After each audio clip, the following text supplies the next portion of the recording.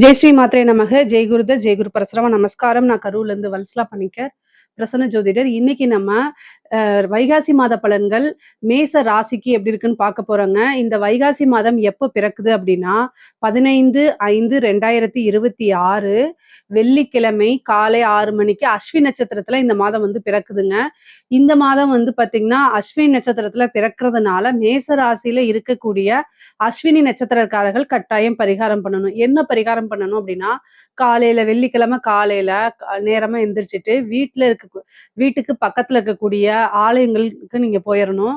அந்த கோவில்ல போயிட்டு சாமி கும்பிட்டுட்டு நீர்மோரு அங்க வரக்கூடியவங்களுக்கு தானம் கொடுக்கலாம். நீர்மோரு, பானகம், அதே மாதிரி ஏழை எளியவர்களுக்கு செருப்பு நீங்க வாங்கி தானமா கொடுக்கலாம்.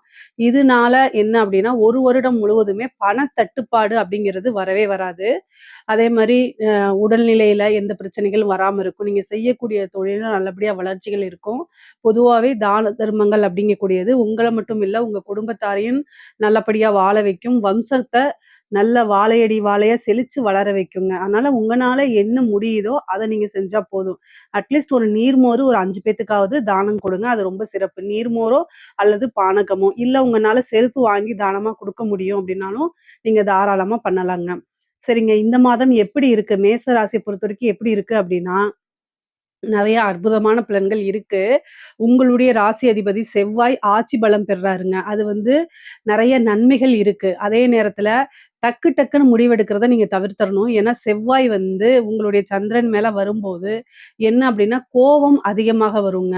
கோவத்த நீங்க கண்ட்ரோல் பண்ணிக்கணும். ஒரு முடிவு எடுக்கும்போது, அந்த முடிவு வந்து நல்லா அறிவார்ந்து யோசிச்சு எடுக்கணும். உணர்ச்சி வசப்பட்டு எடுக்கக்கூடாது. ஏன்னா கோவம் வரும்போது, அந்த இடத்துல அறிவு வந்து வேலை செய்யாம போயிரும். அப்போ வந்து உணர்ச்சி வசப்பட்டு எடுக்கக்கூடிய ஒரு முடிவு, அது உங்களுக்கு நஷ்டத்தை ஏற்படுத்தலாம் அல்லது பாதகத்தை ஏற்படுத்தி குடுக்கலாம். அதனால ரொம்ப கவனமாக இருக்கணும். குழப்பமான மனநிலை வரும்போது, உங்களுக்குன்னு இருக்கக்கூடிய வெல்விஷர்ஸ் இருப்பாங்க இல்லையா? நலம் விரும்பிக கிட்ட கலந்து ஆலோசிச்சு, அதுக்கு தகுந்த மாரி நீங்க முடிவெடுக்கிறது ரொம்ப ரொம்ப உத்தமம், சிறப்பு. அதே மாரி 2ஆம் இடத்துல சூரியன், புதன் இருக்கிறதும் இன்னும் ரொம்ப நல்லது. வருமான ஸ்தானத்துக்கு ஒரு ஒளி கிரகம் வரதே ரொம்ப சிறப்பான விஷயம். அது ரொம்ப நல்லதும் கூட. அதனால நல்ல வருமானம் அப்படிங்கிறது இந்த மாதம் முழுவதுமே இருக்கும். தொழில் ஸ்தானத்துல நல்ல அபிவிருத்தி ஆகும். புதுசா தொழில் தொடங்குறதுக்கு ஏற்ற காலம் தான். பொதுவா இப்ப 7:30 சனி இருக்கு இல்லைங்களா? இந்த மாசத்துல வந்து வைகாசி மாதம் 15ஆம் தேதிக்கு மேல குரு வந்து உங்களுக்கு 10ஆம் இடத்தையும் பார்ப்பாரு. அதே மாரி சனியையும் பார்க்கிறாரு. 10ஆம் ஸ்தான அதிபதியும் பார்க்கிறாரு. அதனால தொழில் வந்து நல்ல அமைப்புகள குடுத்தாலும், 7:30 சனிங்கிறது உங்களுக்கு பாதகத்தையோ, கஷ்டத்தையோ குடுக்காது. குருபலம் வந்துருது. என்னங்க குருபலம் வருதான்னு கேட்காதீங்க. சனிக்கு வந்து பார்த்தீங்கன்னா, குரு பார்வையிடுறாரு. அப்ப குரு சனிய பார்க்கும்போது அந்த 7:30 சனி அப்படிங்கிறது உங்களுக்கு வேலை செய்யாது. அப்ப 7:30 சனி வேலை செய்யலைனாலே நெறைய நன்மைகள் இருக்கு அப்படிங்கிறது அர்த்தம். இப்ப தொழில பொறுத்தவரைக்கும் இந்த மாசம் நீங்க புதுசா தாராளமா ஸ்டார்ட் பண்ணலாம். உங்களுடைய ஜாதகத்துல தொழில் ஸ்தானம் எப்படி இருக்கு? தொழில் ஸ்தான அதிபதி எப்படி இருக்கு? இப்ப என்ன தசாபுத்தி போகுது? இதை எல்லாமே பார்த்துட்டு அதுக்கப்புறம் ஸ்டார்ட் பண்ணிக்கங்க. உங்களுக்குன்னு ஒரு ஃபேமிலி ஜோசியர் இருந்தா அவர்கிட்ட கன்சல்ட் பண்ணிட்டு நீங்க ஸ்டார்ட் பண்ணுங்க. ஆனா தொழில் மூலியமா நல்ல லாபம், நல்ல வருமானம் இதெல்லாம் எதிர்பார்க்கலாம். ஆல்ரெடி தொழில் பண்ணிட்டு இருக்கவங்களுக்கும் நல்ல வளர்ச்சியான காலம் தான். நல்ல நிரந்தரமான வருமானங்கள் வரதுக்கு உண்டான அமைப்புகள் இருக்கு. உத்தியோகத்துல இருக்கவங்களுக்கு நல்ல ப்ரமோஷன் கிடைக்கிறதுக்கு வாய்ப்பு இருக்கு. ஏன்னா 6 புதன் 2ஆம் இடத்துல இருக்காருங்க. அப்போ வந்து 2ஆம் இடத்துல சூரியன் கூட சேர்ந்து இருக்கும்போது எதிர்பாராத வகையில நல்ல ஒரு இன்கம் அப்படிங்கிறது உறுதியாக இருக்கு. அது போக வந்து காசு பணம்லாம் வரும். ப்ரமோஷன் அப்படிங்கிறது எதிர்பாராத வகையில. ஏன்னா 2ஆம் இடத்துல இருக்கும்போது, திடீர்னு ஒரு எதிர்பாராத வகையில வருங்க.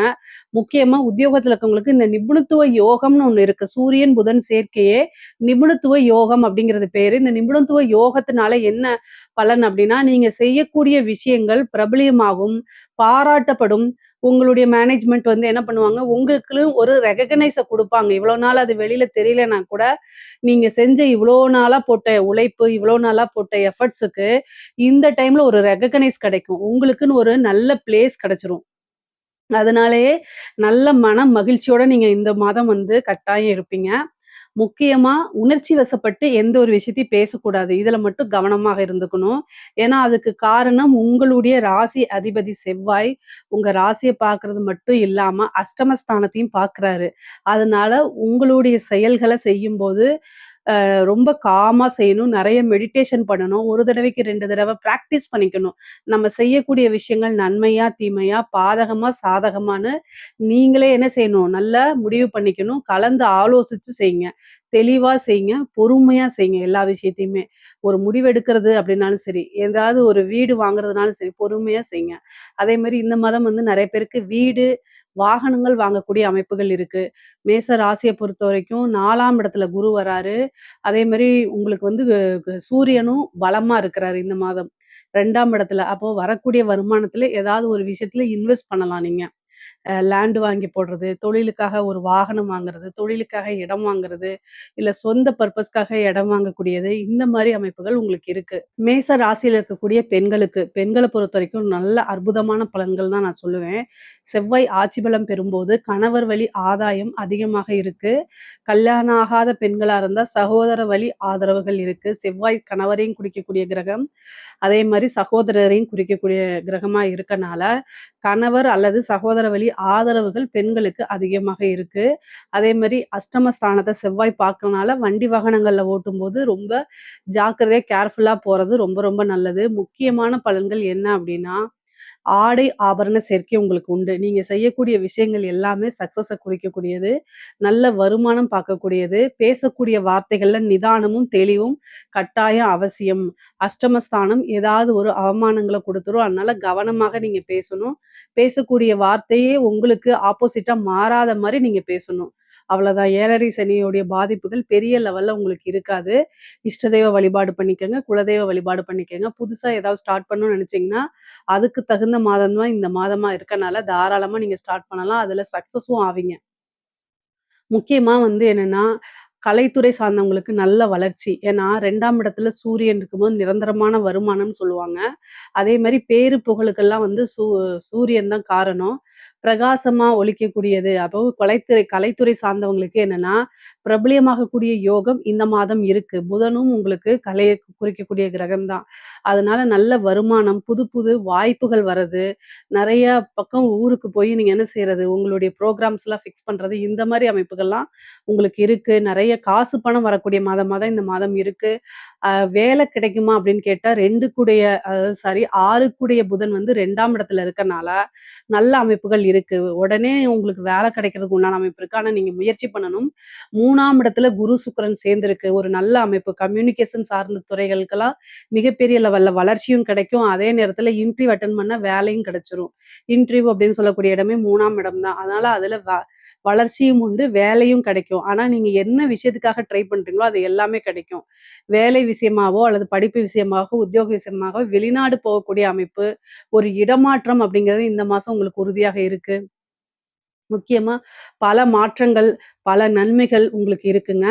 அரசாங்க துறையில இருக்கிறவங்க, அதாவது உங்களுக்கு வந்து ஒரு உயர் பதவி அப்படிங்கிறது இந்த மாசம் காத்துக்கிட்டு இருக்கு. நெறைய பேருக்கு ட்ரான்ஸ்ஃபர் ஆகுறதுக்கு உண்டான அமைப்பு, இடம் மாற்றம்னு சொல்றோம் இல்லைங்களா? அதுல உத்தியோக மாற்றமும் இருக்கு. உயர் அதிகாரிகளுடைய பாராட்டுகளுக்கு நீங்க வந்து ஆளாவீங்க. நல்ல ஒரு அங்கீகாரம் உங்களுக்கு கிடைக்கும். திடீர்னு ஒரு ப்ரமோஷன் கிடைக்கும்.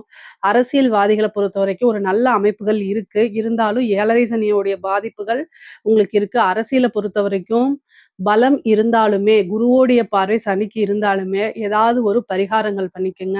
ஒரு வாரியம் இந்த மாரி விஷயங்கள்லாம் உங்களுக்கு கிடைக்கிறதுக்கு வாய்ப்பு இருக்கு. அதனால கவலைப்படாம இருங்க. அரசியல்வாதிகள பொறுத்தவரைக்கும் 50, 50% தான் இருக்கே தவிர, முழுமையான வெற்றி அப்படிங்கிறத உங்களுக்கு சொல்ல முடியாது. மீடியாட்டர்ல பேசும்போது ரொம்ப கவனமாக பேசணும். இல்ல அப்படின்னா, கட்டாயம் அது உங்களுக்கு பேக் ஃபயர் ஆகுறதுக்கு வாய்ப்புகள் இருக்கு. முக்கியமா நீங்க கவனமாக இருக்கக்கூடிய விஷயங்கள் என்னன்னா, கோர்ட்டு கேஸ் பிரச்சனைகள்.